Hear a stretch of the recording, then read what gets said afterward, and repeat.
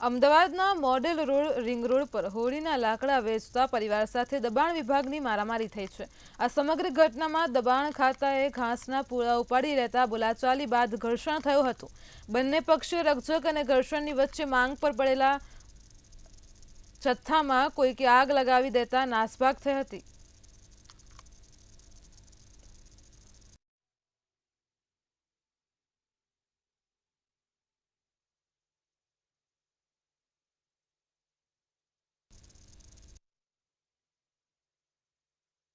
અમરેવાડી રહું છું।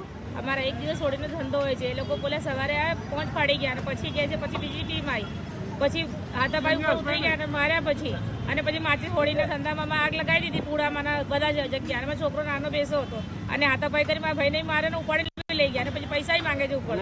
અમારે તો બધા આપ્યા પૈસા તો બી ફરીથી માંગે છે, ટાઈમ બી નહીં। હાથાભાઈ ઉપર ઉતરી ગયા એ લોકો ફોન કરીને બીજા છોકરાને બોલાવી લીધા, 15-20 છોકરાને। છોકરા હાથમાં નહીં આવતા, લેડીઝ ઉપર હાથ ચલાવે છે અને બધા ધક્કમ ધુક્કી કરીને બધાને ઉપાડી લઈ જાય છે અને માચીસ બી લગાવે છે। અમારે લાખો રૂપિયાનું માલ નુકસાન કરી નાખ્યો એ લોકો।